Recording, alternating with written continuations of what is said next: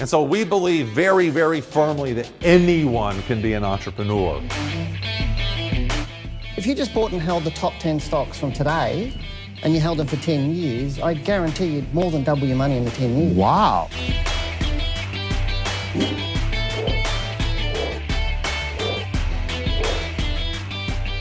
Hello, everyone. Jim Beach with School for Startups Radio. I'm excited to have Dale Gillham back for our weekly stock market update. Dale is with, of course, wealthwithin.us. Dale, how you doing? I'm fantastic this week, Jim. I think we had an exciting week last week, wasn't it, on the market? So plenty to talk about. Lots of ups and lots of downs, but it ended up. So we got to be positive, right? Yeah, well, it sort of ended slightly down, but the last few days it did trade up. So it did close up quite high for the week after the downward week. But we did talk about having a downward week last week. I said it was going to happen either this last week or this week. We've had it last week, so I think the market's looking quite bullish, which I'll talk about on my charts at the end of this. I'll actually bring up and show a few statistics about what the Dow's done and how it trades and why people don't need to be too worried about what's going on right now. It is bullish. I like it. All right, so you think the market just rides the remaining 3.5 weeks or so of the year out? Yeah, I think it's going to rise right up through into probably by the end of January. We'll probably search for the next high, and it'll probably be over 30,000 points probably by the end of January, early February, and I think that's when we'll go into another low, roughly. So I think it's looking really, really good. Probably another 2 months up. That's what I'm expecting. And that'll make 2019 one of the best years ever, right? I mean, an astronomical year. Yeah, it's up over 20%. I mean, I think that the S&Ps are up around about the 25% odd. I hadn't checked today, actually, sorry. And the Dow is up around the 20% mark. So both looking really, really nice. And as I said, I think they're moving on, and I think they'll get up to the Dow at least to get up to that 30,000 points that I'm expecting over the next 1 to 2 months. So it's going to be a nice Christmas. And I think 2020 may be a little bit slower than 2019, but still good. There's some great stocks. And I'm going to share with people on some charts how to find the stocks for 2020. So that'll be interesting at the end of this chat. I'll be bringing up some charts and having a look at some of the stocks or where and how people can find the best stocks for 2020. All right, let's dive into some of the specifics for the week. Some jobs data came out, amazing numbers, 70,000 from what I saw, more than expected, the lowest unemployment in 50 years. And it's across the board too, all demographics, everybody. Yeah, I mean, there was a few more jobs sort of in automobiles and health, but pretty much it was across the board, which was the more exciting thing. 206, I think it was grew by 266,000 jobs, which was about a 42% better or increase on the 187,000 jobs extra that they expected. So that's why it's a huge, big jump. And obviously the market responded to that. But pretty much across the board. But I think unemployment's down now to about 3.5%, down from 3.6%. And as you said, it's one of the lowest that's ever happened. I think the lowest was in the 1960s. So it's pretty good. But more excitingly, the average hourly earnings is up over 3% from a year ago. So people are actually earning a little bit more, which is nice. As I said, so earning better and the jobless rate back to historical lows. So I said you can't argue with that. And if Americans are working, they're spending. And if they're spending, then it'll go across the board through retail and a whole lot of areas. So looking good at the moment. And the Black Friday numbers, now that we have the final numbers in, seem to validate that, didn't they? Yeah, very much so. I know we chatted about this last week and we weren't sure because we didn't have all the final numbers when we chatted. But according to the Washington Post, there are 174 million Americans who shopped between Thanksgiving and Cyber Monday. And they spent on average $335 a person, which is not too bad. And the biggest spenders here, interestingly, was the 24 to 35-year-olds, or those millennials. And they paid out an average of $419. Now, we did talk about being a lot more online purchases, and that was tended to be those millennials were doing a lot more online shopping, where people above that 35 were actually going into the bricks and mortar stores. So it was still getting a bit, but as you said, traffic from when you went was down a little bit. But Forbes actually came out and said 58 million people shopped online only, and whilst 51 million exclusively went into the stores. So the remaining 65 million consumers shopped both online and in store. So we're getting three different distinct groups. People just shop online, people that just shop in store, and people do both. So I think it's looking really, really, really well, really good for the US economy at the moment, because retail is up, because people are getting out of their homes and getting into the retailers. They're also getting and buying online, so it's really, really nice. But Deloitte came out with a figure saying half the shoppers prefer to stay online for their shopping, which was really, really nice. So it's looking good at the moment, mate. Very, very good.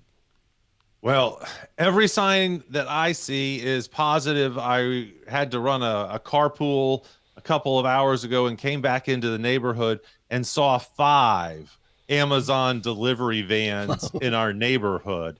You know, not to mention the UPS, the FedEx, and everybody, but 5 Amazon vans alone in our neighborhood. And I can assure you, Dale, our neighborhood is not millennials. We're in the 40 up demographic here in our neighborhood, and they seem to be shopping like crazy. So yeah, well, my wife shops online a little bit too. We had deliveries on Sunday, so from couriers dropping things off. But it really is interesting. I mean, there was roughly a 16.9% increase in the amount of money spent online compared to Black Friday in 2016. So it did increase a bit, by nearly 17%.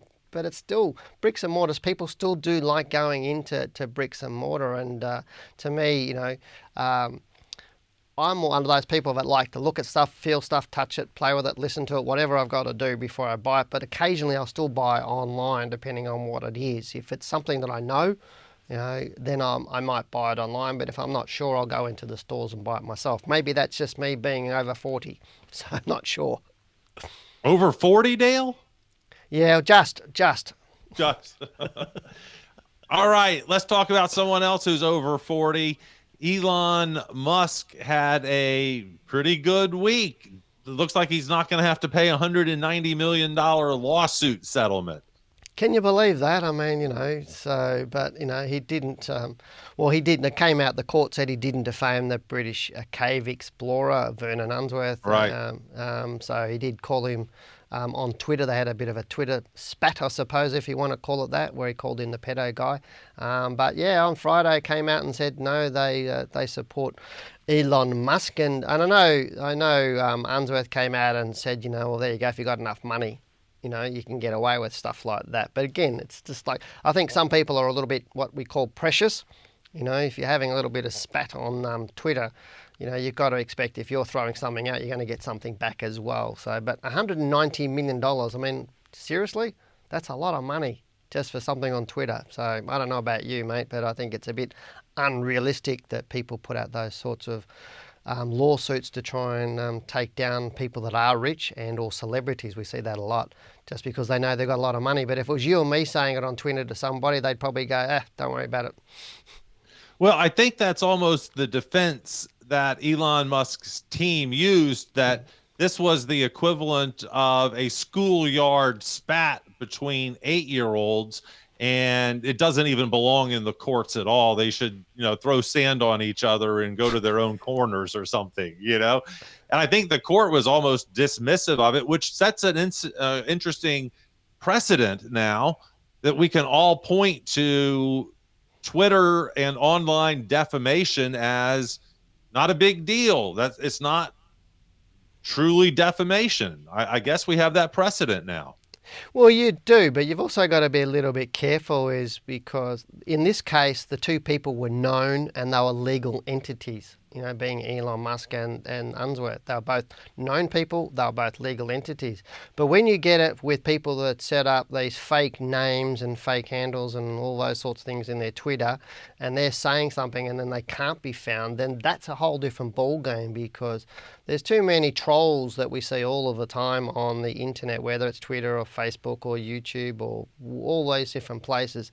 And some of those are quite disgusting in what they say to people. And we've seen people Businesses, small businesses go absolutely belly up and bankrupt. We've seen small business people commit suicide because of this sort of stuff. We see, bullies in the playgrounds. So you've got to have that balance between, well, what is defamation and what is not. And I don't think the laws are clear enough with the internet nowadays about what is that.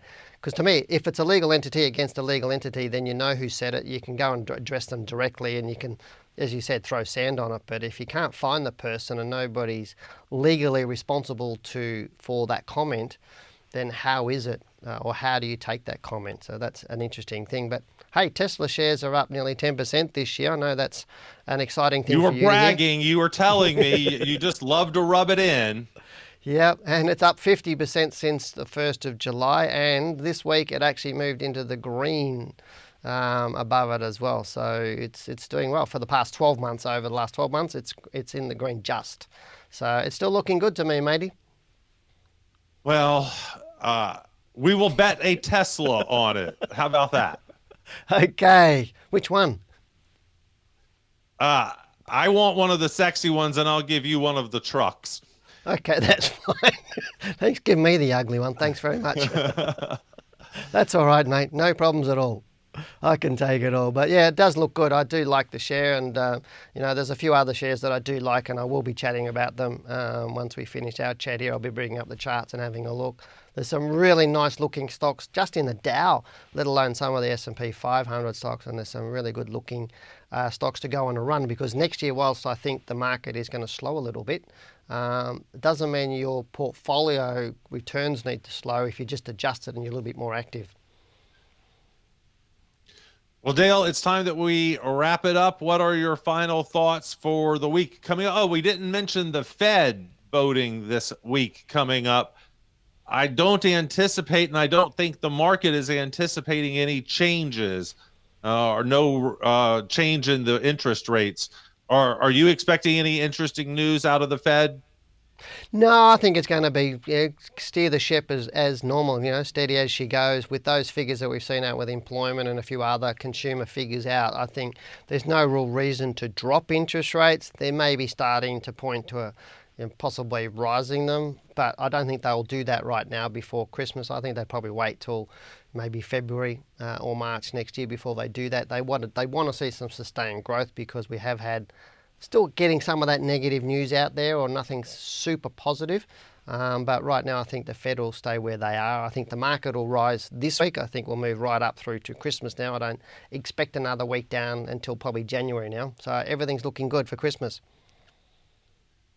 All right. I think President Trump would send the military after the Fed if they raised the rate before Christmas. Yeah. I'm pretty sure of that. I think we need to take Trump's mobile phone off him so he doesn't tweet anymore between now and Christmas, and we'll be okay. Oh, good grief. Dale Gillham of wealthwithin.us. Dale, thank you so much. Looking forward to a positive week, and we will talk again next time. Thanks, Jim. All right, let's check out Dale's charts now. I can't wait to see what they say.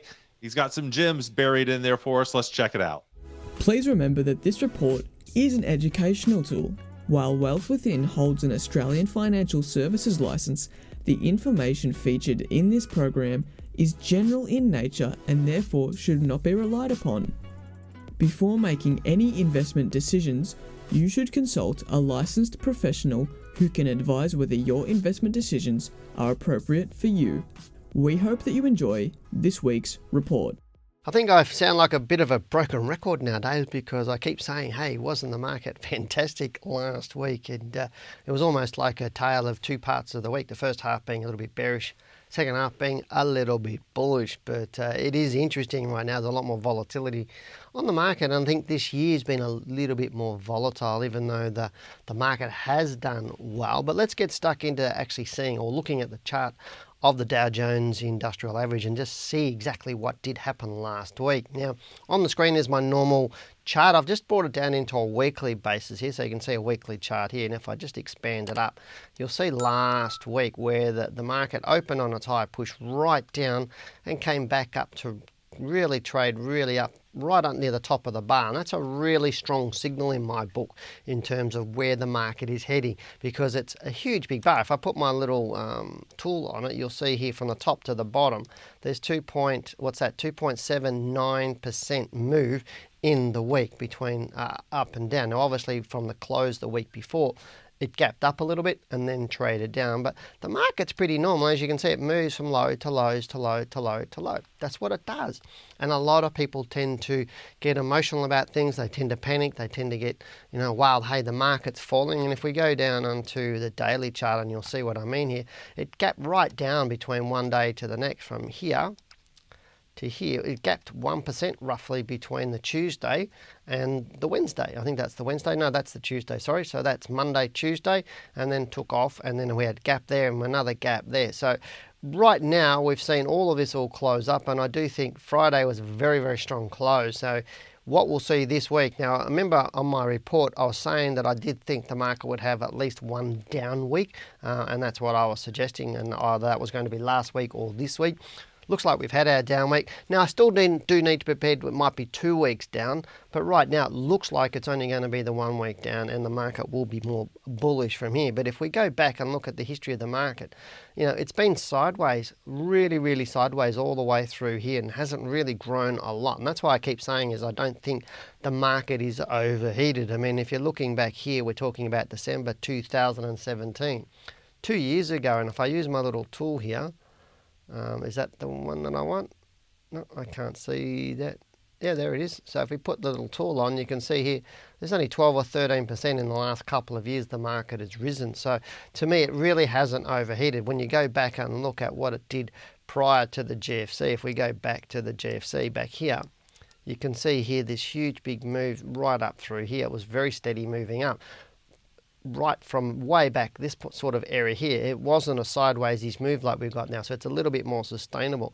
And you can see the market, if I go down onto the monthly chart and look at that, you can see this move, it's just been steadily rising over a period of time, where the market does have sustained moves down here, another one down here, and a bit of one down in here into about 2010 or 2011 here. So right now, what do I expect the market? I reckon 30,000 points is on the cards over the next couple of months. I still think it's going to move up into there, probably sort of late January, maybe February, before we do get a peak up around that 30,000. It could even be a bit higher than that before we do come down into a low early next year, because the market tends to have two lows in a year, sort of one earlier in the year and one later in the year. So we tend to get some lows around that March area, and we tend to get lows around the September area, roughly. But don't bank on those, because they do ebb and flow. But right now the market does look bullish. Don't think there's anything to worry about. But let's now get into the questions that we've got for this week. Now, we've got a question from Jeffrey Coombe, I think it is. He said Apple hit $233 in September 2018, fell 40% to $142 in December 18, so it fell away for a couple of months and is now at $265. That means that over 14 months, Apple went up just 13%, hardly amazing. Now, that was in response to my last week's report where I said Apple was up over, up around 70% for the year. Now, that's, I thought that was a pretty good run, and it is. Apple has run very, very well. But we'll actually bring up Apple, because whilst what this person said is correct, what we need to remember is both the Dow and the S&P in that same period of time did roughly about half of that return. So Apple nearly doubled the returns of the two major indices. So it still performed very, very well compared to against the indice, but it's also a reason why being more active in the market makes you far more money. But let's bring up a chart of Apple anyway, and we'll have a good look at it. Now, on your screen, I've just got some the S&P stocks, but it's not there. But let me just bring up quickly bring up Apple, and we'll bring that up, and we'll have a quick look at it. So you can see here Apple shares, and what we're seeing here is what he's talking about is last year, September, October, big fall down here and then move back up again. So if we do use our price range percentage tool through here from the start of October, you can see it's 15% to the close last Friday on Apple. But if you look at where it's come from this year, you can see, look at that, it's a huge big move here.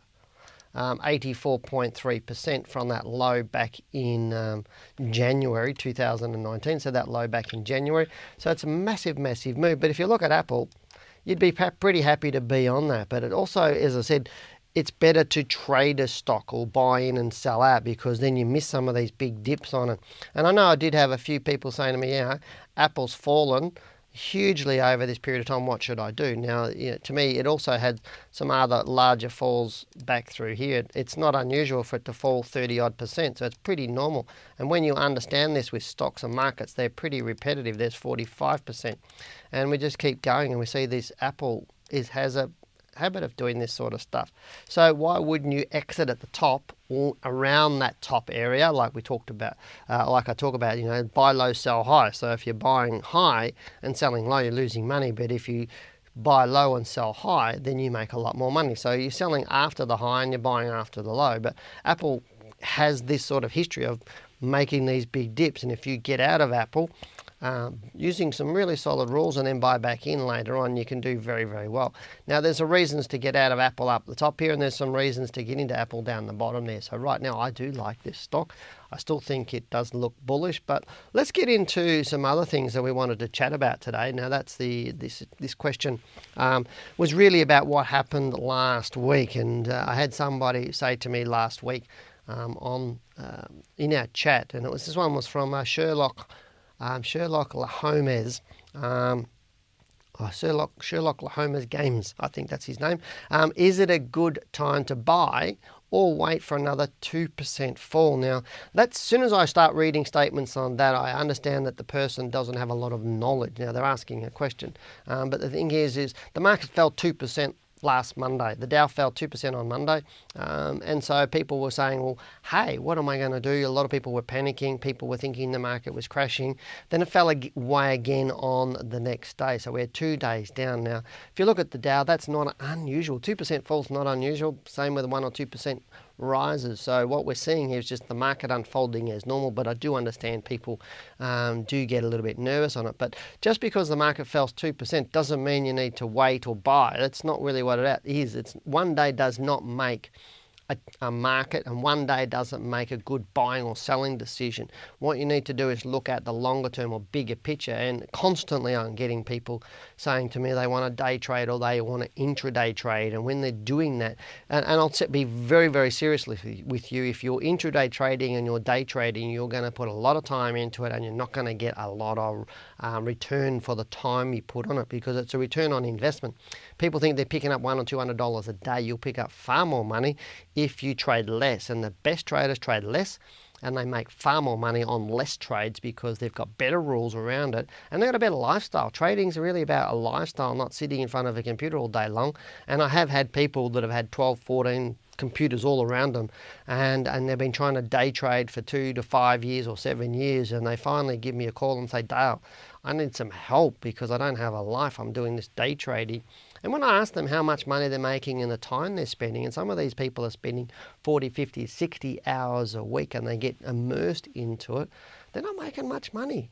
They're really not. And you really do need to pull back from that. But I'm not saying Sherlock's doing that. He's just asking, should I wait for another day? But what I'm saying is pull back from the market, look at it as a bigger picture and look at where it's running. The market's bullish. It's going up. It's going to go through 30,000 and get some great stocks. Buy them and hang on to them. And that's really what you're going to do. So let me look at some things now. What I want to do is bring up the top or the stocks on the Dow. Now just let me bring that up on the screen here.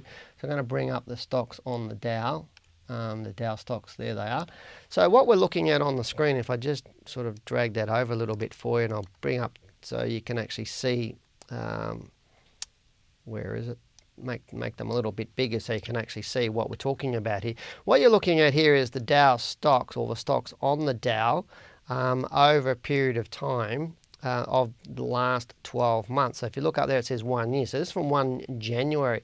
So what we're looking at here is there's a couple of stocks on the Dow that have done very, very well, like Apple and JP Morgan Chase, those sorts of ones, Walmart's, Nike. But there's a couple that haven't done as well, and Walgreens is one of them. and Pfizer is another one. So this is where you look for opportunities moving forward, and that's really what I say to people is, yeah, whilst we talked a little bit about Apple having moved up so heavily, but only 13% over the last 2 years. So when you do look at a stock like Apple and you're saying, well, in this period of time, it didn't do very, very well. Right down into this January here, it didn't do very well. And so for 2018, let's go and have a look at it. Sorry. And let me put my little tool on here. So let me put it onto January, September 2018. Where are July, May, must be around here somewhere, March. There you go, January. And it was down 20% for a year. So this would have been down 20%. This time last year, it would have been down 20%. So what I'm saying to you is stocks that have performed the worst, especially the good stocks, you might see them move up, because if I studied the whole history of Apple, I can pretty much guarantee that roughly about 7 years to 8 years out of every 10, it trades up. There's not too many years that it trades down, and how many years that it is in positive and negative, how much is the growth on some of those years. And you'll actually start to get some sort of rhythm for Apple, and all stocks do this. So if you'd picked Apple at this time last year because it had fallen 20%, you would have made 80% this year. Basically, that's what I'm saying. Again, that's a generalization. You do need to rules to get in, to get out of it, but that's really what you need to be doing. But if we go and look at, and I'm just looking at the Dow stocks here. So if you look at some of these stocks and we look at Pfizer, here's Pfizer as the stock, and we bring that up, and right now, whilst it's down for the year, it's been trending up for the last few months. So we're seeing that low there is in August, and it's looking a lot better. And so therefore, Pfizer's got to play catch-up game. So to me, if this stock went above this sort of level, then I'd be looking at putting that into my portfolio, because it will play catch-up, because stocks or money moves around the Dow, and there's big end-of-town reweights portfolios. They do those sorts of things. They reweight their portfolios. They'll start putting more money into certain stocks, and they're looking at that. So whilst this stock has been a poor performer during this year, down 12.28%, not including dividends, it could be a good opportunity. 3M, McDonald's, let's have a look at McDonald's, only up 0.59%. If we look at McDonald's, and let me just download the data on this one, so we've got all the data on McDonald's, and having a look at it, and there it is. So looking at McDonald's, have a look at that. That's the 1 day. Then we go to the weekly, and it's had this big pullback right down into November, but it's holding up quite nicely. So this could be some opportunity for you moving forward. A little bit too early right now for McDonald's, but it is looking better. So if McDonald's does start to rise, it could be a nice little buy into 2020. So if we go and look a little bit more, where are we? Sorry, that was Microsoft, wasn't it? I think. Let's go and look at one more. We're going to look at Cisco Systems, and we'll bring that up and have a good look at that. Again, another stock that's fallen away reasonably heavy over the last 12 months. And you can see here how it's fallen down to here. Right now, it does look a bit more bearish. So all you have to do is be waiting, because this could find a bottom, or it could find support over the next 1, 2, 3, 4 months, and then start to rise. It could fall all the way through to mid-2020 and then start to move up. So you're looking at some of these worse stocks in the Dow and all the S&P 500. Look at highly liquid stocks, and then you can pick some of those up, and you'll make far better returns on these than you will day trading, and that's really what I talk to people about anyway. But if you have a question for me, or a US stock you do want me to look at, now for the Aussies here watching this, remember there's an Aussie report for you to put the stocks on. Don't put Australian stocks in this report. It's only if you want me to look at US stocks for you. If you do have any comments about the US market or questions that you have for me, I know one lady asked me about tax with the US market, and I suggested that she talks to her accountant and gets some good advice on that one. But thanks for sending your question in, and thanks for watching this video to the end. I really do appreciate you staying with me right through to the end. Now, if you do have any questions you'd like me to answer, just stick them below there and I'll get to answer them. So stick your fingers on the keyboard and get typing. Now remember, I do these reports for the US stock market reports every single week, so hit the subscribe button now and click the bell on the right of it so you know when we go live with our latest stock market report. But for now, I'm Dow Gillham, the Chief Analyst here with Wealth Within. Goodbye, good luck, and good trading.